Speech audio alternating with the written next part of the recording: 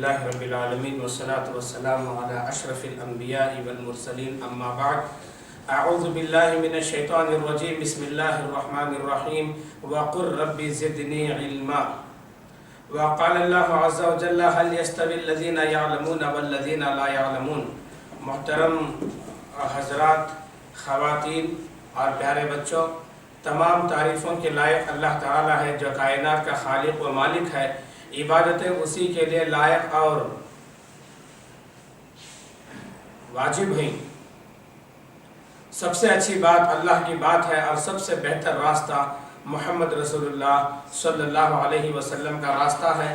دین میں نئی چیز بدعت ہے، بدعت گمراہی ہے اور گمراہی کا انجام دوزخ ہے۔ محترم حاضرین، جیسا کہ معلوم تھا، آج کے خطاب میں ہم علم دین کی اہمیت پر روشنی ڈالیں گے اور اسی پر ہم بات کریں گے اور سنیں گے انشاءاللہ۔ اللہ رب العالمین کا فرمانا وَقُلْ رَبِّ زِدْنِي عِلْمًا، اور آپ محمد صلی اللہ علیہ وسلم فرما دیجئے اے میرے رب تو میرے علم میں اضافہ عطا فرما۔ دیکھیے، یہ آیت سورہ طٰہٰ کی آیت ہے، آیت نمبر 114 ہے۔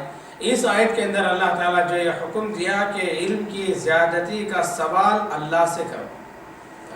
اب سوال یہ ہے کہ علم کی زیادتی کا سوال اللہ سے کرنے کا مطلب یہ ہوا کہ اللہ ہی علم کا منبع ہے، اللہ ہی علم کا مصدر ہے، اللہ ہی علم کا سرچشمہ ہے۔ اللہ کے پاس جو علم ہے وہی علم کو علم کہا جاتا ہے۔ اوروں کے پاس جو دین کے نام پر علم ہے اس کو علم نہیں کہا جا سکتا، اس لیے کہ چیز اسی سے مانگی جاتی ہے جس کے پاس ہوتی ہے۔ تو اللہ سے علم مانگنے کا مطلب یہ ہوا کہ اللہ ہی علم کا منبع اور علم کا مصدر ہے۔ اور اللہ تعالیٰ نے فرمایا ایک دوسری جگہ پر سورہ زمر کے اندر هل يستوي الذين يعلمون والذين لا يعلمون، کیا علم رکھنے والے اور علم نہیں رکھنے والے کیا دونوں برابر ہو سکتے ہیں؟ ظاہر سی بات ہے کہ یہ دونوں کبھی برابر نہیں ہو سکتے۔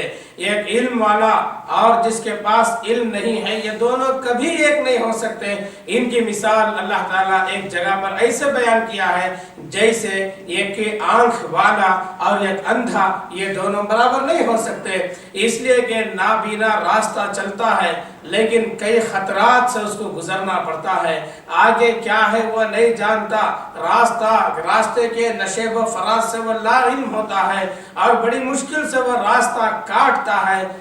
اس کے بنسبت ایک بینا، ایک آنکھ والا راستے کے نشیب و فراز کا علم رکھتا ہے اور وہ اچھے انداز میں راستے کو طے کرتا ہے۔ تو یہ دونوں میں جو فرق ہے، ایسے ہی علم والے اور جس کے پاس علم نہیں ہے اس میں یہی فرق ہے۔ تو دیکھیے، ایک روایت بخاری کتاب العلم کی ہے، معاویہ رضی اللہ تعالیٰ عنہ سے مروی رسول اللہ صلی اللہ علیہ وسلم نے فرمایا کہ من یرید اللہ بہ خیرا یفقہہ فی الدین، رواہ البخاری فی کتاب العلم، کہ رسول اللہ صلی اللہ علیہ وسلم نے فرمایا اللہ جس کے ساتھ بھلائی کا ارادہ رکھتا ہے، اللہ جس کے ساتھ خیر کا ارادہ رکھتا ہے، یفقہہ فی الدین، اللہ اس کو دین کی سمجھ دیتا ہے۔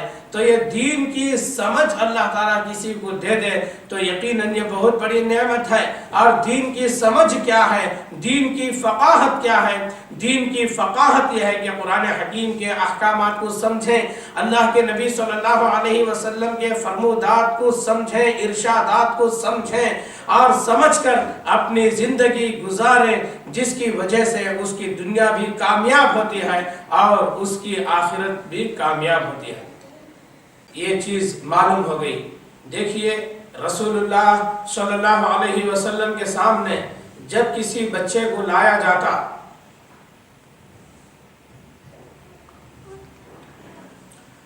رسول اللہ صلی اللہ علیہ وسلم کے زمانے میں جب کسی نو مولود بچے کو لایا جاتا، اے اللہ کے نبی صلی اللہ علیہ وسلم اس کی تحنیک کیجئے، اس کے لیے دعا دیجئے، تو اللہ کے نبی صلی اللہ علیہ وسلم اس کی تحنیک کرتے اور دعا دیتے، دعا یوں دیتے، اللہم بارک فی عمرہ و رزقہ و فقہہ فی الدین، اے اللہ تو اس کی عمر میں زیادتی عطا فرما، اے اللہ تو اس کی عمر میں برکت عطا فرما، اے اللہ تو اس کے رزق میں برکت عطا فرما اور تو اس کو دین کی سمجھ عطا فرما۔ تو آپ صلی اللہ علیہ وسلم یہ دعا دیتے اللہم بارک فی عمرہ و رزقہ و فقہہ فی الدین، کہ اے اللہ تو اس بچے کی عمر میں برکت دے، اس کے رزق میں برکت دے، اور تو اس کو دین کی سمجھ عطا فرما۔ تو دین کی سمجھ کیا ہے؟ دین کی سمجھ کے تعلق سے تو معلوم ہوا آپ صلی اللہ علیہ وسلم اس کو اس قدر اہمیت دیتے اور اس قدر اس کی فضیلت رکھتے کہ آپ جو ہے بچوں کے لیے وہ دعا بھی دیتے تھے۔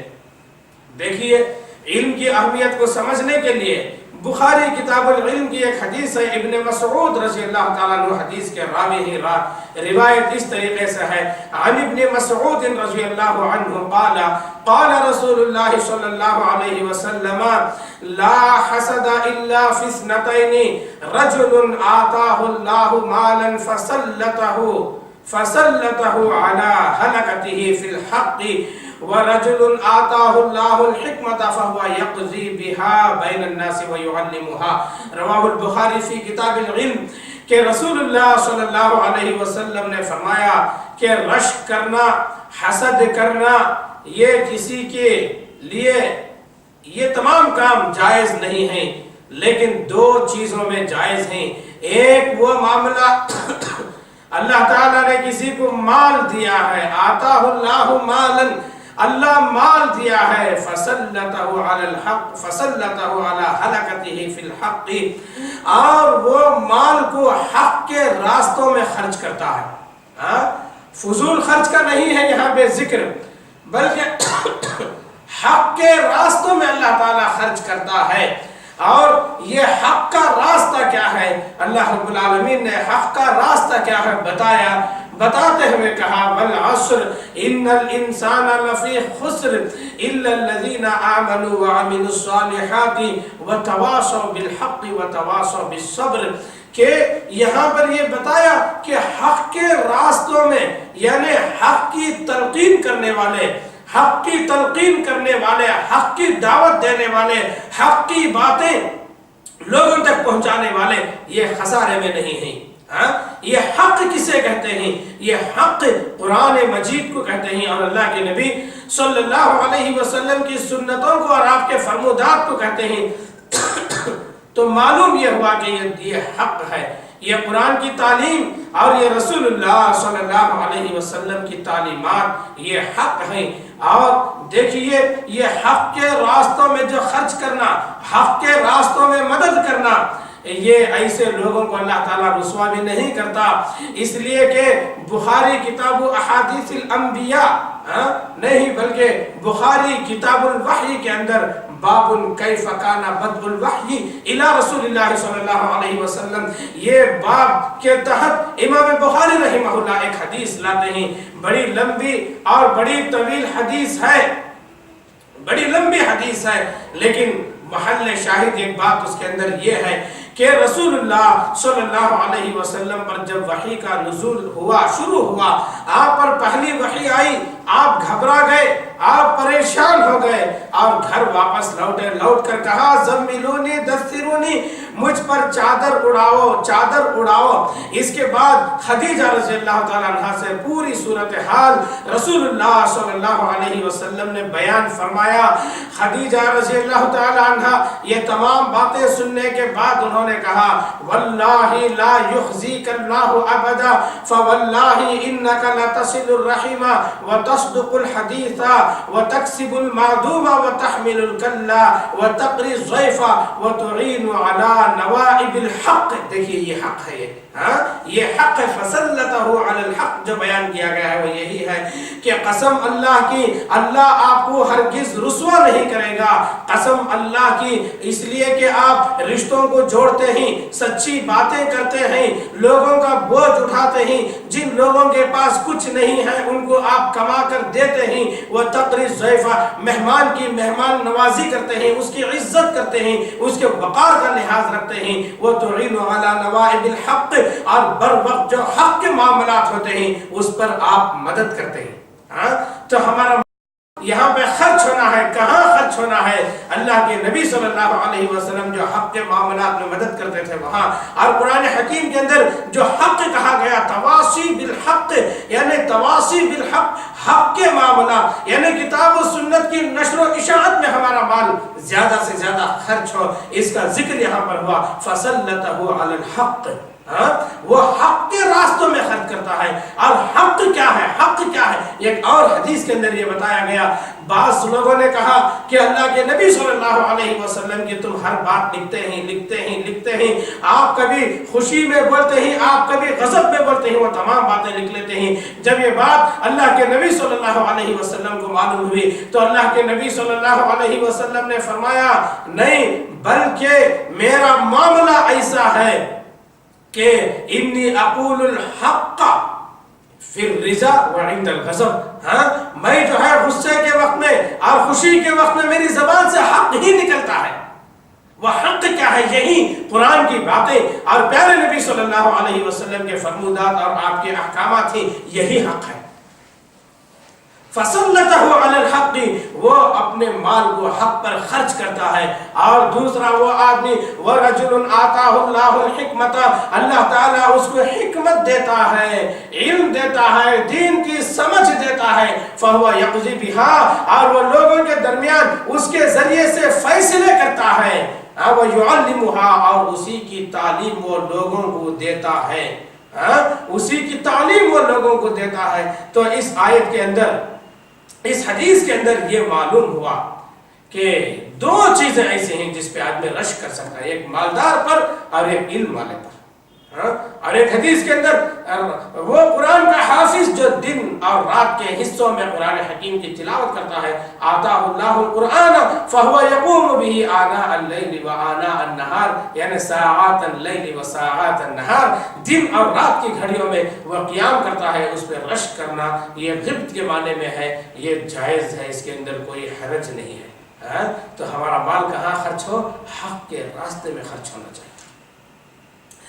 اور یہ ایک ایسی چیز ہے، دیکھیے رسول اللہ صلی اللہ علیہ وسلم نے فرمایا، سہل بن سعد رضی اللہ تعالیٰ عنہ حدیث کے راوی ہیں، بخاری کتاب المغازی کی حدیث ہے کہ ان النبی صلی اللہ علیہ وسلم قال لعلی فواللہ لعن یہدی اللہ بک رجلا واحدا خیر لک من حمر النعم، اخرجہ البخاری فی کتاب المغازی۔ رسول اللہ صلی اللہ علیہ وسلم نے فرمایا، اے علی رضی اللہ تعالیٰ عنہ، اگر اللہ تمہارے ذریعے سے کسی ایک آدمی کو ہدایت دے دے تو یہ سرخ اونٹوں سے زیادہ بہتر چیز ہے۔ سرخ اونٹ اس وقت کی ایک بڑی جائیداد تھی، اس وقت کا ایک عظیم سرمایہ تھا۔ تو آج بھی جو ہے دنیا کا سب سے عظیم سرمایہ کوئی بھی ہو، لیکن اس سے زیادہ بات یہ خیر ہے، یہ بہتر ہے کہ ایک آدمی کے ذریعے سے کسی کو ہدایت مل جائے۔ اب یہاں پر سوال یہ ہے کہ بات ہو رہی تھی علم کی، لیکن جو ہے یہ ہدایت کی حدیث کیوں آ گئی؟ یہ اس لیے آئی کہ علم کے بغیر جو ہے آدمی دعوت کا کام کیسے کر سکتا ہے؟ اس کو خود قرآن کا علم نہیں ہے، اس کو خود حدیث کا علم نہیں ہے، وہ آدمی ہدایت کی باتیں لوگوں کے سامنے کیسے کر سکتا ہے؟ وہ ہدایت کی باتیں نہیں کر سکتا۔ علم کا تعلق دعوت و تبلیغ سے بڑا گہرا ہے، ایک مربوط رشتہ ہے، ایک بندھا ہوا رشتہ ہے، اس لیے یہاں پر علم کے باب میں جو ہے یہ دعوت کی حدیث آئی۔ اور رسول اللہ صلی اللہ علیہ وسلم نے فرمایا، یہ علم کے تعلق سے، یہ دعوت کے تعلق سے عبداللہ ابن عمرو بن العاص رضی اللہ تعالیٰ عنہ فرماتے ہیں کہ ان النبی صلی اللہ علیہ وسلم قال بلغوا عنی ولو آیا وحدثوا عن بنی اسرائیل ولا حرج ومن کذب علی متعمدا فلیتبوأ مقعدہ من النار۔ یہ کتاب احادیث الانبیاء کی حدیث ہے، باب ما ذکر عن بنی اسرائیل کے تحت یہ حدیث آئی ہے۔ رسول اللہ صلی اللہ علیہ وسلم اس کے اندر 3 باتیں بتاتے ہیں۔ پہلی بات، بلغوا عنی ولو آیۃ، میری ایک بات بھی تم کو معلوم ہو جائے، وہ ایک بات تم لوگوں تک پہنچانا یہ تمہارا فریضہ ہے۔ ایک بات اگر ہمیں رسول اللہ صلی اللہ علیہ وسلم کا ایک حکم مل گیا، اللہ کا ایک حکم ہمارے کانوں میں پڑ گیا، ہمارے دلوں میں بیٹھ گیا، ہمارا فریضہ یہ ہے کہ وہ ایک بات ہم لوگوں تک پہنچائیں۔ اس لیے کہ یہاں پہ حکم کا صیغہ ہے، امر کا صیغہ ہے، بلغوا عنی ولو آیا۔ ہاں، مثال کے طور پر یہ بات ہمیں معلوم ہوئی، نہا رسول اللہ صلی اللہ علیہ وسلم ان یاکل متکئا، اللہ کے نبی صلی اللہ علیہ وسلم ٹیک لگا کر کھانا کھانے سے منع کیے ہیں۔ یہ بات ہمیں معلوم ہو گئی تو ہمارے اوپر ضروری ہے کہ ہم لوگوں تک یہ بات پہنچائیں۔ صلو کما رأیتمونی اصلی، ایک بات ہمیں یہ معلوم ہو گئی، نماز ایسی پڑھو جیسے میں پڑھا ہوں، مجھے پڑھتے دیکھا ہے۔ ہمارا فریضہ یہ ہے کہ اس بات کو ہم اوروں تک پہنچائیں۔ اور دوسری بات اس کے اندر یہ بیان کی گئی، وَمَنْ وَحَدِّثُ عَنْ بَنِي إِسْرَائِيلَ وَلَا حَرَجْ، بنو اسرائیل کی جو باتیں روایتیں ہیں اس کو بیان کرو، کوئی حرج نہیں ہے۔ لیکن یہ کون سی باتیں بنو اسرائیل کی، جو باتیں رسول اللہ صلی اللہ علیہ وسلم ہمیں بتائے ہیں کہ دیکھو یہ بنو اسرائیل کے ایک آدمی کا واقعہ ہے، یہ بنو اسرائیل کا واقعہ ہے، یہ بنو اسرائیل کے ساتھ یہ معاملہ پیش آیا تھا، جو باتیں اللہ کے نبی صلی اللہ علیہ وسلم بتائے ہیں اور وہ صحیح سند سے ہم تک پہنچے ہیں، ان باتوں کو بتانے کی اجازت دی گئی ہے۔ ورنہ ہماری منمانی سے جو بھی بنو اسرائیل کی طرف منسوب باتیں مل جائیں اس کو بتانے کی قطعاً اجازت نہیں ہے۔ اور تیسری بات اس حدیث کا، وَمَنْ كَذَبَ عَلَيَّ مُتَعَمِّدًا فَلْيَتَبَوَّأْ مَقْعَدَهُ مِنَ النَّارِ، جو جان بوجھ کر مجھ پر جھوٹ باندھے اس کو چاہیے کہ اپنا ٹھکانہ دوزخ میں بنا لے۔ جان بوجھ کر جھوٹ باندھنا، اپنی بات کو ثابت کرنے کے لیے، اپنی بات کو ناک دینے کے لیے، اپنی بات کو مقام دینے کے لیے، کوئی یہ کہے کہ اللہ کے نبی صلی اللہ علیہ وسلم نے ایسے کہا ہے، دیکھو رسول اللہ صلی اللہ علیہ وسلم نے فرمایا، اسے چاہیے کہ اپنا ٹھکانہ دوزخ میں بنا لے۔ حدیث کے نام پر من گھڑت موضوع حد درجہ ضعیف روایتوں کو لوگوں کے سامنے بیان کرنا، ایسے لوگوں کا ٹھکانہ اس حدیث کی روشنی میں دوزخ ہے۔ تو یہاں پر بھی یہ دعوت کا ذکر آ گیا ہے، اس لیے کہ یہ علم کے اس سے گہرا تعلق ہے۔ علم کے بغیر کوئی آدمی یہ کام نہیں کر سکتا۔ مسلم کی حدیث ہے، اس کی فضیلت بیان کرتے ہوئے رسول اللہ صلی اللہ علیہ وسلم نے فرمایا، روایت اس طرح ہے، عن ابی ہریرہ رضی اللہ عنہ قال قال رسول اللہ صلی اللہ علیہ وسلم من سلک طریقا یلتمس فیہ علما سہل اللہ له طریقا الی الجنہ، رواہ مسلم۔ جو آدمی نکلتا ہے، جو آدمی چلتا ہے راستہ علم کی تلاش میں، علم کی تلاش میں نکلتا ہے، سہل اللہ له طریقا الی الجنہ، تو اللہ تعالیٰ اس کے لیے جنت کا راستہ آسان کر دیتا ہے، جنت کا راستہ اس کے لیے آسان ہو جاتا ہے۔ تو اس سے معلوم یہ ہوا کہ علم کی تلاش میں نکلنا، اللہ تعالیٰ اسے لوگوں کے لیے جنت کا راستہ آسان کر دیتا ہے۔ تو دیکھیے جنت کا راستہ آسان ہو جانا یہ کون سے علم کے تعلق سے ہے؟ ظاہر سی بات ہے، یہ قرآن اور حدیث کے علم کی بات یہاں پر کہی گئی ہے۔ قرآن اور حدیث کے علم کی بات کہی گئی ہے، کسی اور فقہی آراء کے علم کی بات نہیں کی گئی ہے۔ اگر وہ فقہ کتاب و سنت پر مبنی ہے تو وہ کتاب و سنت کا علم ہے، ورنہ جو ہے لوگوں کے فقہ کو ہم کتاب و سنت کا علم نہیں کہہ سکتے، اور یہ خوشخبری جنت کے راستے کے آسان ہونے کی ان لوگوں کے لیے ہے بھی نہیں۔ ایک بڑی پیاری حدیث ہے مسلم کی، وہ حدیث کو سن لیتے ہیں۔ حدیث اس طرح ہے، عن ابی ہریرہ رضی اللہ عنہ قال قال رسول اللہ صلی اللہ علیہ وسلم من دعا الى هدى كان من الاجر مثل اجور من تبعه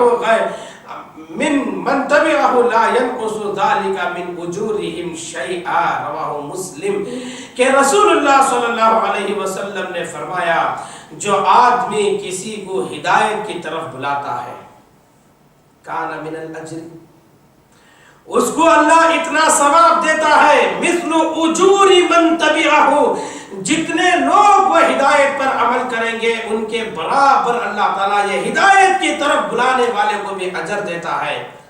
لا ينقص ذلك من اجورهم شيئا، اور جو ہدایت پہ عمل کر رہے ہیں ان کے अजर में से कमी नहीं करेगा, बल्कि अल्लाह ताला उनके अजर को बाकी रखते हुए उनके तमाम लोगों के अजर के बराबर इस एक आदमी को अल्लाह ताला अजर देगा। क्यों? इसलिए कि वो लोगों को हिदायत की तरफ बुलाया, हिदायत की तरफ बुलाया लोगों को। दोस्तों, मैं यहां पे एक बात बताऊं, हिदायत किसे कहते हैं? सवाल यह है कि हिदायत किसे कहते हैं? हिदायत किसे कहते हैं वो बताने से पहले मैं ये भी कहूंगा किताबुल इल्म के अंदर ये हदीस क्यों आई। इसलिए आई कि आदमी लोगों को दावत का काम करने से पहले हिदायत का इल्म हासिल करे, हिदायत का इल्म हासिल करे। हिदायत किसे कहते हैं वो जानना उसके लिए जरूरी है।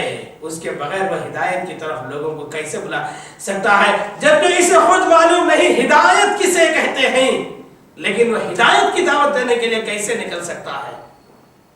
तो इसी बात से अल्लाह ताला ने यहां पर यह कहा कि हिदायत किसे कहते हैं। सुनो, अल्लाह ताला फरमाता कुरान हकीम की इब्तिदा में सूरा नंबर 2 में, अलिफ लाम मीम ज़ालिकल किताबु ला रैब फ़ीहि हुदन लिल मुत्तक़ीन अल्लज़ीना युमिनूना बिल ग़ैबि व युक़ीमूना अस्सलाता व मिम्मा रज़क़नाहुम युनफ़िक़ून वल्लज़ीना युमिनूना बिमा उन्ज़िला इलैका व मा उन्ज़िला मिन क़ब्लिक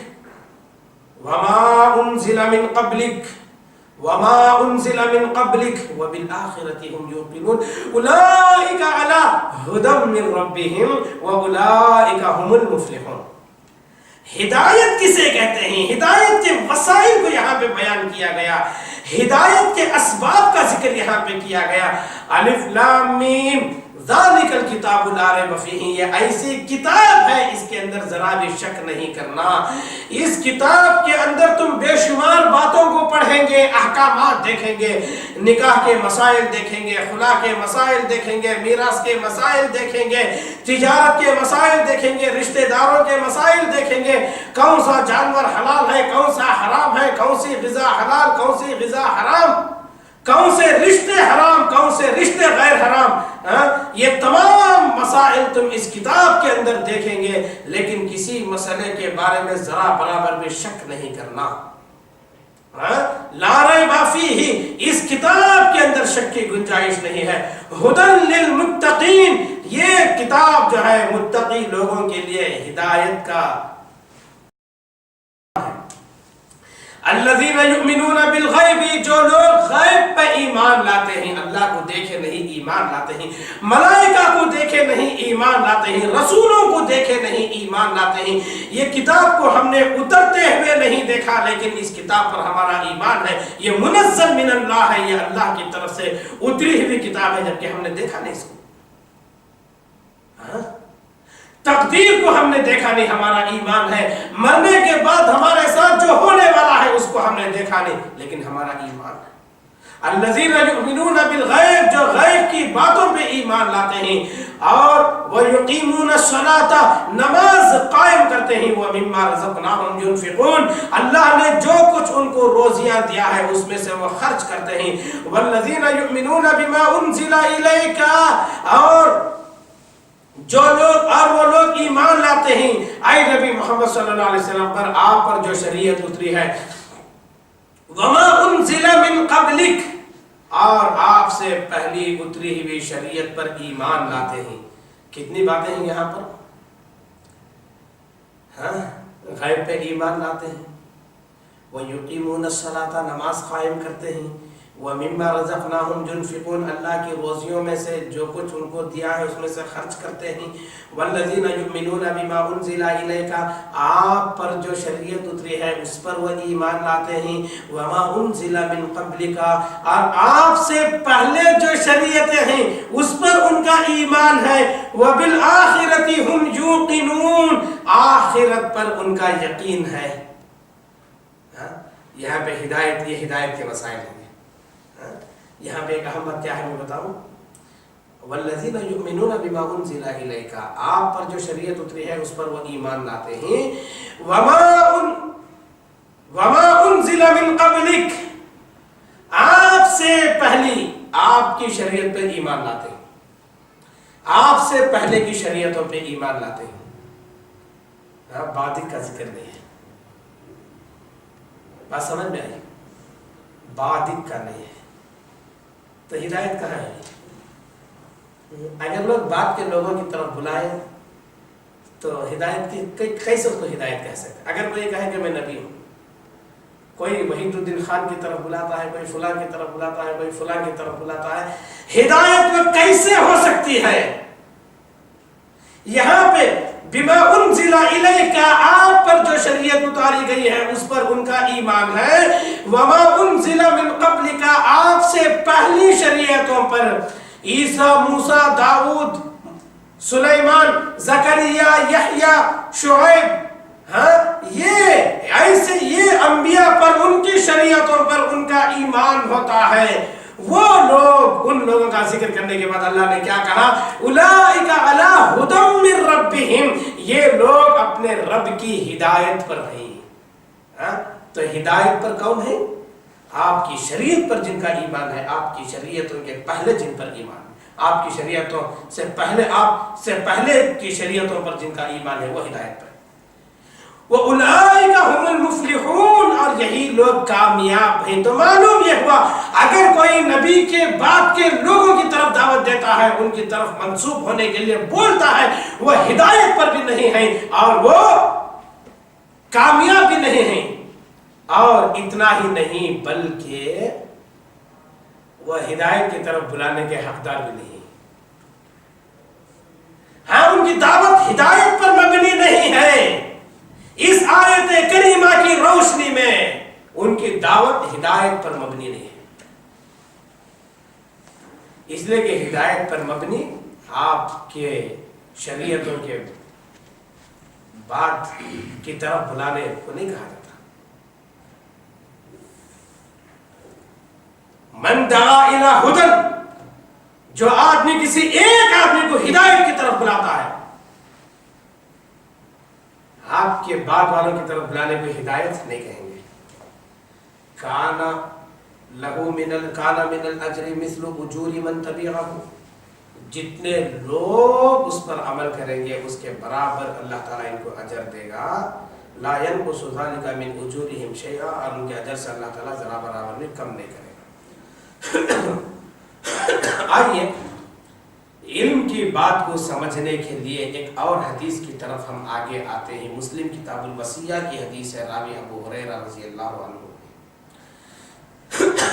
روایت اس طرح ہے، عن ابی ہریرہ رضی اللہ عنہ قال قال رسول اللہ صلی اللہ علیہ وسلم اذا مات الانسان انقطع عنه عمله الا من ثلاث، صدقۃ جاریۃ او علم ينتفع به او ولد صالح يدعو له، رواہ مسلم فی کتاب الوصیہ، باب ما يلحق الانسان من الثواب بعد وفاتہ، کہ رسول اللہ صلی اللہ علیہ وسلم نے فرمایا جب آدمی کی وفات ہوتی ہے تو اس کے اعمال کا سلسلہ ختم ہو جاتا ہے، مگر تین چیزوں کی بنیاد پر باقی رہتا ہے۔ ایک صدقہ جاریہ، اور یہ ایک ایسا علم چھوڑ جائے جس سے لوگ فائدہ اٹھائیں۔ دیکھیے، ہمیں جو علم حاصل کرتے ہیں ہمیں اس کا فائدہ ہونا ہے، ہم جو علم حاصل کرتے ہیں اس کا فائدہ ہونا ہے۔ فائدہ کیسے ہونا ہے؟ وہ علم ہم لوگوں تک پہنچائیں، وہ علم چھوڑ جائے، اس علم کے ذریعے سے کتاب و سنت کی تشریح کریں، اور وہ علم ہم لوگوں پاس پہنچائیں، لوگوں تک پہنچائیں۔ جب یہ علم لوگوں تک پہنچے گا تو ہمارے مرنے کے بعد بھی اس کا ثواب ملے گا، ہمارے مرنے کے بعد بھی اس کا اجر ملے گا۔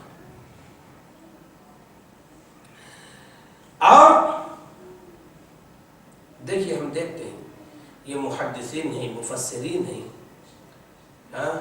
حافظ ابن حجر الاسقلانی رحمہ اللہ، بخاری کی شرح کے فتح الباری کے نام، حافظ عماد الدین ابن کثیر رحمہ اللہ، قرآن حکیم کی شاندار تفسیر کی، ایسی بے شمار حدیث کی شروحات ہیں اور قرآن حکیم کی تفاسیر ہیں، میں نے مثال کے طور پر نام لیا ہوں، لیکن آج پوری دنیا ان سے فائدہ اٹھا رہی ہے۔ یہ علم نافع ہے، فائدہ مند علم ہے جو چھوڑ کے چلے گئے لیکن اس کا اجر ان کو برابر مل رہا ہے. یہ علم نافع ہے, یہ علم نافع کی فضیلت ہے, فائدہ مند علم ہے. رسول اللہ صلی اللہ علیہ وسلم علم نافع کا سوال کرتے تھے نمازوں کے بعد, خاص کر فجر کی نماز کے بعد آپ ضرور یہ دعا پڑھتے ہیں, اللہم انی اسألک علما نافعا ورزقا طیبا وعملا متقبلا. اے اللہ تو مجھے فائدہ مند علم عطا فرما اور پاک روزی عطا فرما اور قبول ہونے والے عمل کی توفیق عطا فرما. یہ دعا کرتے تھے اس لیے کہ علم نافع کی بڑی اہمیت ہے, بڑی فضیلت ہے اس کی. دیکھیے ترمذی کی حدیث ہے, راوی ابو ہریرہ رضی اللہ تعالیٰ عنہ ہے, عن ابی ہریرہ رضی اللہ عنہ قال قال رسول اللہ صلی اللہ علیہ وسلم الدنیا ملعونۃ وملعون ما فیها الا ذکر اللہ تعالی وما والاه عالما ومتعلما رواہ الترمذی. رسول اللہ صلی اللہ علیہ وسلم نے فرمایا یہ پوری دنیا ملعون ہے, الدنیا ملعونۃ, یہ پوری دنیا پر لعنت ہے, ملعون ما فیہا, یہ دنیا میں جو کچھ ہے سب پر اللہ کی لعنت ہے, ملعون ہے وہ سب چیزیں, لعنتیں ہیں. الا ذکر اللہ, مگر اللہ کے ذکر کو چھوڑ کر, اللہ کے ذکر کے علاوہ, وما والاہ, اور اللہ کے ذکر کو قریب کرنے والی چیزیں. قرآن حکیم ہے, احادیث, کتب احادیث ہیں, اور دعاؤں کی کتابیں ہیں, اللہ کے ذکر کی کتابیں ہیں, مساجد ہیں.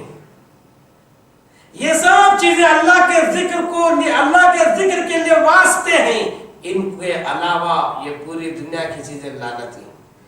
لیکن اس کے اندر ہمارا گھر بھی آ گیا, ہماری سواری بھی آ گئی, کیا یہ سب لعنتی ہیں؟ ہاں, اس کے اندر ایک شرط ہے, اگر ہمارے گھر میں نمازیں نہیں ہو رہی ہیں, اللہ کا ذکر نہیں ہے, خیر کا کام ہمارے گھر سے نہیں ہو رہا ہے, اللہ کی رضا کا کام ہمارے گھر سے نہیں ہو رہا ہے, تو ہمارا گھر بھی لعنتی ہے. اگر ہمارے گھر میں نماز ہے, ہمارے گھر میں اللہ کا ذکر ہے, ہمارے گھر میں اللہ کی یاد ہے, ہمارے گھر میں خیر کے کام ہیں, اللہ کو خوش کرنے والے کام ہیں, تو ہمارا گھر لعنتی نہیں ہے. ہماری سواری بھی کیا لعنتی ہے؟ اگر ہماری سواری صرف دنیا کمانے کے لیے ہے تو لعنتی ہے. اگر ہماری سواری مسجد کو پہنچانے کا کام روزانہ کام دے رہی ہے تو وہ لعنتی نہیں ہے. اللہ کے احکامات کی پابندی کی طرف لے جا رہی ہے ہمیں تو وہ لعنتی نہیں ہے. ہماری سواری اللہ کے لیے کام میں نہیں آ رہی ہے, صرف دنیا کے لیے ہے تو وہ لعنتی ہے. اسی طریقے سے تمام چیزیں. وعالما او متعلما, عالم اور متعلم کے علاوہ, یعنی یہ عالم اور متعلم کون سا عالم ہے؟ یہ کون سا عالم ہے؟ کتاب و سنت کی تعلیم دینے والا ہے. متعلم کتاب و سنت کا علم حاصل کرنے والا ہے. یہاں پر عالم متعلم کی شرط ہے, یہاں وہ لعنتی نہیں ہے. اس کا مطلب کیا؟ کوئی آدمی انجینئرنگ کر رہا ہے, ڈاکٹری کر رہا ہے, سافٹ ویئر انجینئر ہے, پائلٹ ہے, اور وہ ہوائی علوم سے لوگوں کو سرفراز کرا رہا ہے, تو کیا وہ عالم نہیں؟ وہ بھی عالم ہے, وہ بھی علم رکھنے والے ہیں, وہ بھی لعنتی نہیں. لیکن اگر وہ اس علم کے ساتھ اللہ کے احکامات کو بجا لائے, اللہ کا علم حاصل کرے, اللہ کا علم لوگوں کو پہنچائے اس کے ساتھ ساتھ, تو وہ لعنتی نہیں.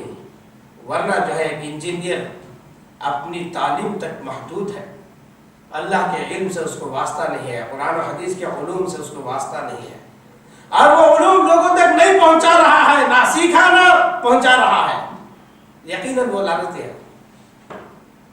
اس کے ساتھ اس چیز کو رکھا ہے, کتاب و سنت کے علم کو رکھا ہے, لوگوں کو باتیں بتا رہا ہے, تو وہ لعنتی نہیں ہے.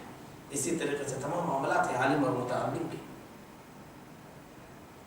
رسول اللہ صلی اللہ علیہ وسلم نے ایک بڑی پیاری بات بتائی، ترمذی کی حدیث ہے، آپ نے فرمایا لن یشبع مؤمن من خیر حتی یکون منتہاہ الجنت، رواہ الترمذی۔ آپ نے فرمایا ایک مومن کا پیٹ خیر سے کبھی نہیں اٹھتا تھا، یہاں تک کہ اس کی آخر جنت ہی ہوتی ہے۔ کیا مطلب اس حدیث کا؟ اس حدیث کا مطلب یہ ہوا، ایک مومن کے سامنے یہ بات آئی، نماز پڑھنا تو ہے ہی، لیکن نماز کے لیے فرض جماعت سے پہلے حاضر ہو جائیں تاکہ اللہ کا ذکر کرنے کے لیے وقت ملے، اس پر بھی وہ عمل کرنے شروع کرتی ہے۔ اس کے بعد اس کو معلوم ہوا نمازوں کے بعد دیر تک مسجدوں میں بیٹھ کر اللہ کا ذکر کرنا چاہیے، سلام پھیرتے ہی نئی بھاگنا چاہیے، اس پر بھی اس کا عمل ہو گیا۔ ایک نماز کے لیے دوسری نماز کا انتظار کرنا چاہیے، وہ انتظار الصلاۃ بعد الصلاۃ، اٹھتا تھا نہیں، اس پر بھی اس کا عمل ہو گیا۔ مساجد کے آداب کا لحاظ رکھنا، اس پر بھی اس کا عمل ہو گیا۔ صدقات و خیرات کرتے رہنا چاہیے، اس پر بھی اس کا عمل ہو گیا۔ یعنی ایک مومن اکتاتا نہیں، یہ کتنی باتیں پر میں کتنی باتوں کو سنوں اور کتنی باتوں پہ عمل کروں، کبھی وہ نہیں اکتاتا۔ حتی یکون منتہا الجنہ، یہاں تک کہ خیر کو حاصل کرتے کرتے کرتے کرتے وہ جنت میں پہنچ جاتا ہے۔ کتاب العلم میں یہ حدیث کیوں آئی؟ دنیا میں جتنے خیر ہیں، کتاب و سنت کے اندر جتنے خیر بتائے گئے ہیں، اس کے اندر سب سے اہم خیر کی چیز علم حاصل کرنا ہے۔ اس لیے کہ علم کے بغیر آدمی کو کیا معلوم کہ کون سی بات میں اللہ کی رضامندی ہے اور کون سی بات میں اللہ کی ناراضی ہے، وہ علم کے بغیر کیسے معلوم کر سکتا ہے؟ اس لیے رسول اللہ صلی اللہ علیہ وسلم خیر ایک مومن کا شیوہ بتائے کہ خیر کے حاصل کرتے کرتے وہ اکتاتا نہیں، اور خیر کے اندر سب سے اہم چیز وہ علم کا حاصل کرنا ہے۔ تو علم کے حاصل کرنے سے ایک مومن کبھی اکتاتا نہیں۔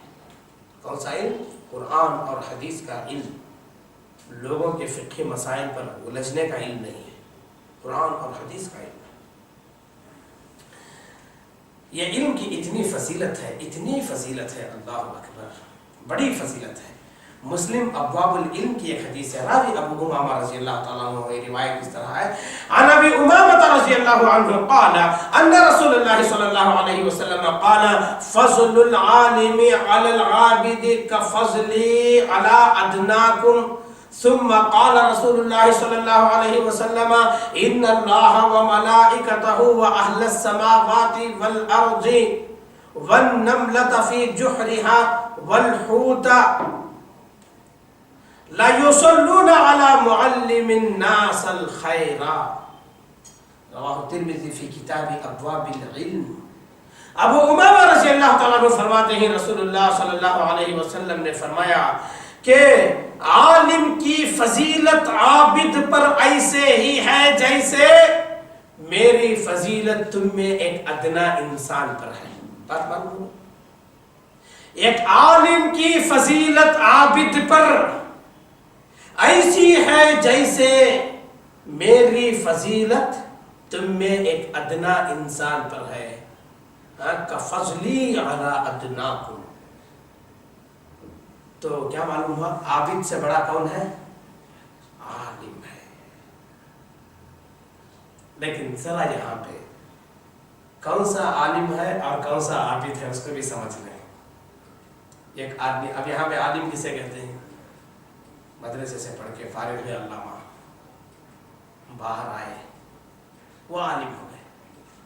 لیکن یہاں پہ کون سا عالم مراد ہے میں بتا دیتا ہوں۔ وہ عالم نہیں ہے جو دین کا علم حاصل کر لیا بیچارہ، اس کے بعد جو ہے انجینئر بن گیا، اب اس کی ساری زندگی انجینئرنگ میں گزر رہی ہے، دین کا کوئی کام اسے نہیں ہو رہا ہے۔ ایک آدمی عالم بن کے آیا، ڈاکٹری پڑھا، ساری زندگی ڈاکٹری میں گزر رہی ہے، علم طب کے میدان میں اس کی ہے، لیکن وہ کبھی بیچارہ کتاب و سنت کی ایک بات لوگوں کے سامنے پیش نہیں کرتا۔ دو بچوں کو بٹھا کے قرآن کا علم نہیں دیتا، وہ عالم یہاں پہ مراد نہیں ہے۔ کتنے لوگ دین کا علم حاصل کر کے آتے ہیں، اپنی دنیا میں لگ جاتے ہیں، اپنی دنیا میں لگ جاتے ہیں۔ ایسے نہیں ہونا چاہیے، بلکہ ایک حدیث یہ ہے، خیر بعد میں بیان کریں گے اس حدیث کو، بڑی پیاری بات ہے، میں بیان کروں گا بعد میں۔ تو عالم ایک تو کتاب و سنت کی تعلیم کو پہنچانے والا، صرف وہ پڑھ کے آ گیا عالم ہے، اپنی دنیا میں ہے، اس کی فضیلت یہاں پہ ہرگز بیان نہیں ہوئی ہے۔ اور وہ عالم جو پڑھ کے آیا اور تبلیغ کا کام، دعوت کا کام اس سے ہو رہا ہے، لیکن جو ہے اس کی دعوت کا کام کتاب و سنت پر مبنی نہیں ہے، بلکہ وہ جو ہے اپنے علماء، اپنے ائمہ کی طرف لوگوں کو بلا رہا ہے، اپنے فقہی مسائل کا علم لوگوں کو دے رہا ہے، تو اس کو بھی عالم نہیں کہیں گے، اس کو بھی عالم نہیں کہیں گے۔ اچھا، ایسے عالم کی فضیلت ایک عابد پر ہے، کیسے؟ جیسے رسول اللہ صلی اللہ علیہ وسلم کی فضیلت ہمارے ایک ادنا انسان پر ہے۔ اب آئیے عابد کسے کہتے ہیں؟ اس آدمی کو عابد نہیں کہتے جو کبھی وقت ملا تو عصر کی نماز ادا کر لیا، کبھی وقت ملا تو مغرب ادا کر لیا، ہاں کبھی چھٹی کا دن ہے تو فجر پڑھ لیا، اس کو عابد نہیں کہیں گے، بلکہ عابد اللہ کی جملہ عبادتوں کی پابندی کرتا ہے اور اس کا اہتمام رکھتا ہے، اسے عابد کہتے ہیں۔ اور ایسے عالم کو فضیلت ہے، ایسے عابد پر جیسے اللہ کے نبی صلی اللہ علیہ وسلم کی فضیلت ہم میں ایک ادنا انسان پر ہے۔ بات سمجھ میں آ گئی ہوگی۔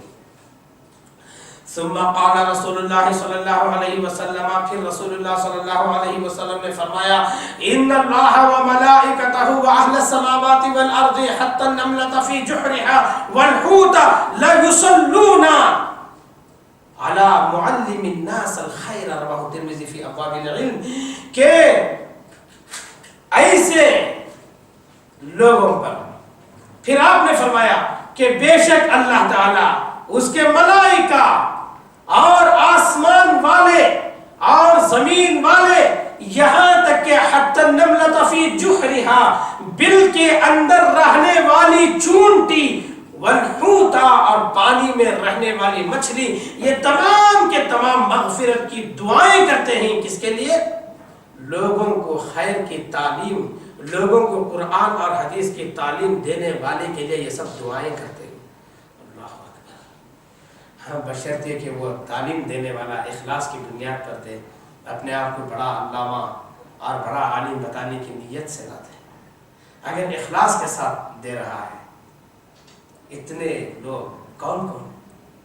اللہ مغفرت کرتا ہے، فرشتے مغفرت کی دعائیں کرتے ہیں، اور زمین و آسمان کے لوگ اس کے حق میں استغفار کرتے ہیں، یہاں تک کہ یہ چونٹیاں، یہ مچھلیاں، اللہ اکبر، اللہ تعالیٰ یہ چونٹیاں، یہ مچھلیاں، یہ ملائکہ، ان سب کی دعاؤں کو قبول کرتا ہے، اس لیے کہ ان میں کوئی بدعتی نہیں ہے، ان میں کوئی مشرک نہیں ہے۔ ہاں سب اللہ کی عبادت کرنے والے ہیں، وہ شرک نہیں کرتے، غیر اللہ کو سجدہ نہیں کرتے، چونٹیاں یا مچھلیاں، یہ توحید پرستی ہے۔ انسانوں میں سے مشرک ہوتے ہیں، جانوروں سے کوئی مشرک نہیں ہوتا، ہاں یہ کیڑوں میں سے کوئی مشرک نہیں ہوتا، پرندوں میں سے کوئی مشرک نہیں ہے، سب توحید پرست۔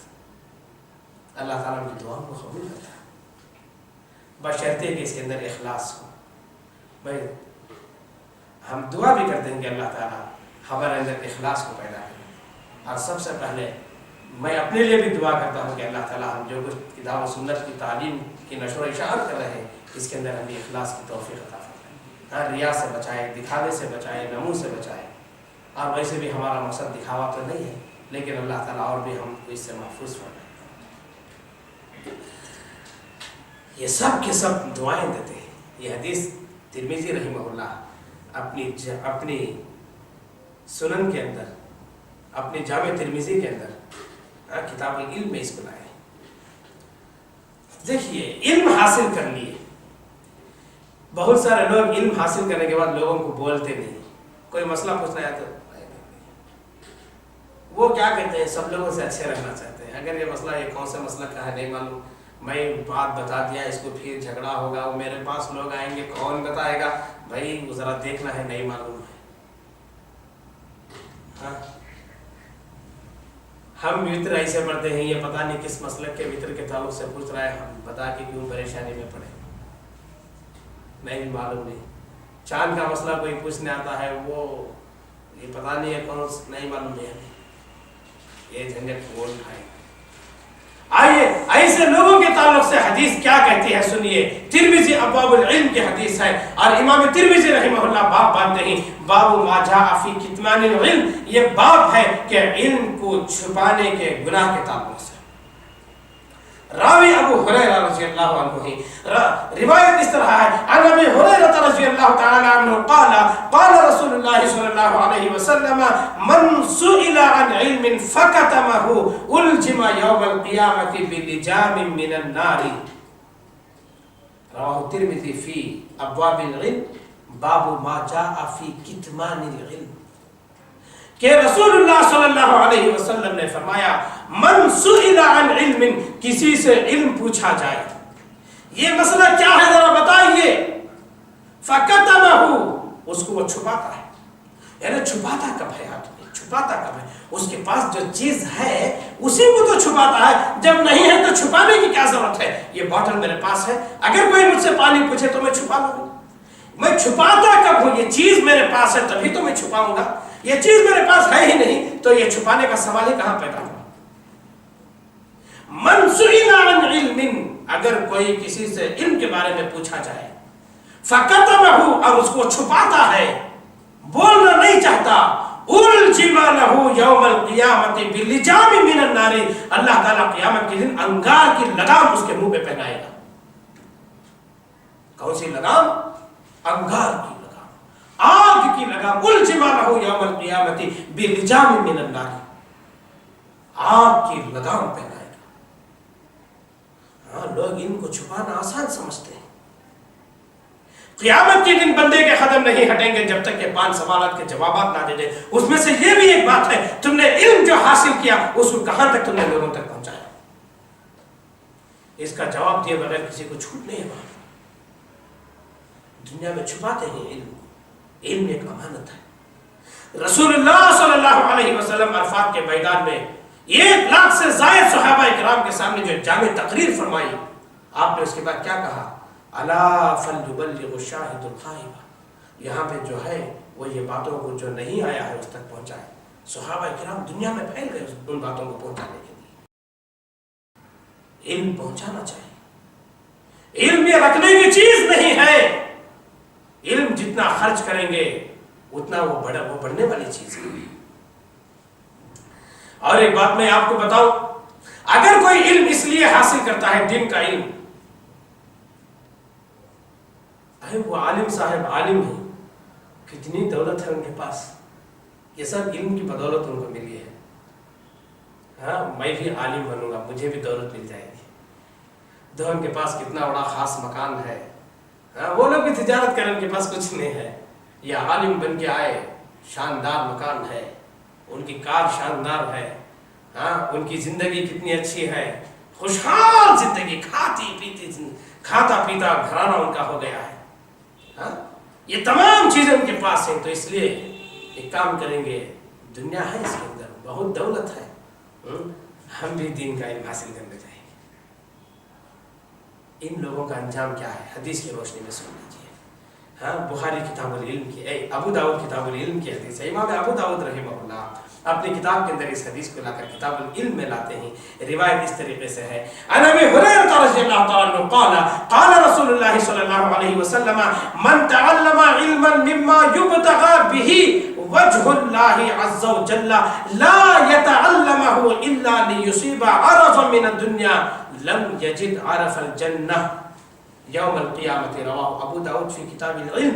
رسول اللہ صلی اللہ علیہ وسلم نے فرمایا کوئی آدمی وہ علم حاصل کرتا ہے، من تعلم علما، ایسا علم حاصل کرتا ہے مما یبتغى به وجه اللہ، وہ علم سے اللہ خوش ہے، اللہ کی رضا اس سے حاصل ہونے والی ہے، ایسا علم اللہ کی رضا اللہ کی خوشی کا علم کوئی حاصل کرتا ہے، لا يتعلمه الا ليصيب به عرضا من الدنيا، وہ اس لیے حاصل کرتا ہے کہ دنیا کمائے۔ وہ عالم صاحب اتنی شاندار زندگی گزار رہے ہیں کہ میں بھی عالم ہو جاؤں گا تو یہ سب مجھے بھی ملے گا۔ یہ نیت سے کوئی عالم دین کا علم حاصل کرتا ہے دنیا حاصل کرنے کے لیے، لم یجد عرف الجنہ یوم القیامہ، قیامت کے دن ایسا آدمی جنت میں داخل ہونا تو دور کی بات، جنت کی خوشبو تک اس کو نہیں ملے گی۔ جنت کی خوشبو تک اس کو نہیں ملے گی، اس لیے کہ اللہ کی رضامندی کا علم وہ حاصل کیا، قرآن و حدیث کا علم حاصل کیا، دنیا حاصل کرنے کے لیے تقریر کر کے خوب پیسے کمائیں گے، میری تقریر نیٹ پہ جائے گی، میری تقریر کو سننے کے لیے ہزاروں لوگ، سووں لوگ، سینکڑوں لوگ جمع ہوں گے، شہرت ہوگی میری، اس سے دنیا کے وسائل میرے لیے حاصل۔ غلط ہے دوست، غلط ہے۔ لوگوں کو ضلالت سے بچانے کے لیے، ہدایت کی طرف لانے کے لیے کام کرنا ہے، دنیا حاصل کرنے کے لیے۔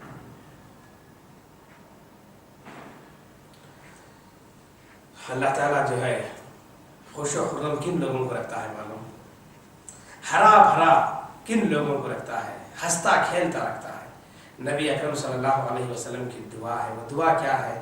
روایت ترمذی ابواب العلم کی حدیث ہے، روایت اس طریقے سے ہے، عن ابی ہریرہ رضی اللہ تعالیٰ عنہ قال قال رسول اللہ قال سمعت رسول اللہ صلی اللہ علیہ وسلم یقول نجر اللہ امرأ سمع منا شیئا فبلغه كما سمعه فرب مبلغ اوعى من سامع، رواہ ترمذی فی کتاب العلم۔ یہ روایت ترمذی ابواب العلم کی ہے، رسول اللہ صلی اللہ علیہ وسلم نے دعا دی، نجر اللہ امرأ، اللہ اس آدمی کو ہرا بھرا رکھے، اللہ اس آدمی کو ہنستا کھیلتا رکھے، اللہ اس آدمی کو خوش و خرم رکھے، اللہ اس آدمی کو تر و تازہ رکھے۔ کون سے آدمی کو؟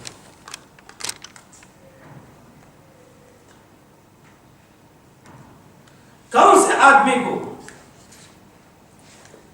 سمع منا شیئا، ہماری ایک بات کو وہ سنتا ہے، سمع منا شیئا، ہماری ایک بات وہ سنتا ہے اور اس کو وہ یاد کر لیتا ہے اور ہو بہو لوگوں کے سامنے جا کے سناتا ہے، ہو بہو جیسی بات حدیث کی ہے ویسے ہی اس کو یاد کر لیتا ہے اور ویسے ہی لوگوں کے سامنے سناتا ہے۔ فرب مبلغ، بہت سارے ایسے لوگ ہوتے ہیں جن کو بات پہنچائی جاتی ہے، اوعى من سامع، سننے والوں سے زیادہ یاد رکھنے والے ہوتے ہیں۔ تو دوستو معلوم یہ ہوا کہ یہ جو ہے اللہ کے نبی صلی اللہ علیہ وسلم کی بات ہو بہو، قرآن کی بات، حدیث کی بات، وہی جیسے ہے ویسے اس کو میموری، حفظ کر لینا، یاد کر لینا، اور ویسے ہی یہ نبی کی بات ہے لوگوں کے سامنے سنانا۔ اللہ ایسے لوگوں کو ہرا بھرا رکھتا ہے، خوش و خرم رکھتا ہے، ان کی زندگیوں کے اندر راحتیں، چین، سکون، ہر طرح کی راحتیں دیتا ہے، دنیا دے دیتا ہے، آخرت تو دے گا ہی، ساتھ ساتھ دنیا کی راحتیں بھی دے دیتا ہے، اس لیے کہ دنیا کی راحت بھی تو ضروری ہے۔ ربنا آتنا فی الدنیا حسنۃ وفی الآخرۃ حسنۃ وقنا عذاب النار، یہ جامع دعا ہے، اے اللہ دنیا کی بھلائی عطا فرما، آخرت کی بھلائی عطا فرما۔ تو بہرحال اس کے اندر علم کی فضیلت معلوم ہوئی۔ اللہ تعالیٰ فرماتا ہے کہ یرفع اللہ الذین آمنوا منکم والذین اوتوا العلم درجات، اللہ تعالیٰ ان لوگوں کے درجات کو بلند کرتا ہے جو ایمان لاتے ہیں اور علم والے ہوتے ہیں، اللہ علم والوں کے درجات کو بلند کرتا ہے۔ انما یخشی اللہ من عبادہ العلماء، اللہ سے ڈرنے والے لوگ اللہ کے علم والے بندے ہوتے ہیں، ان کو معلوم ہے نا کون سے جرم پر کیا سزا ہے، اللہ کی کہاں کہاں نافرمانی ہے، کہاں کہاں اللہ ناراض ہوتا ہے، کہاں کہاں اللہ عذاب میں مبتلا کرتا ہے، وہ علماء جانتے ہیں، علم والے جانتے ہیں۔ اسی واسطے علماء ہی علم والے ہی اللہ سے زیادہ ڈرتے ہیں۔ اللہ سے دعا ہے کہ اللہ تعالی ہمیں علم دین حاصل کرنے کی توفیق عطا فرمائے اور اس کو لوگوں تک پہنچانے کی توفیق عطا فرمائے اور اس کے اندر ہمیں اخلاص کی دولت سے مالا مال فرمائے۔ السلام علیکم۔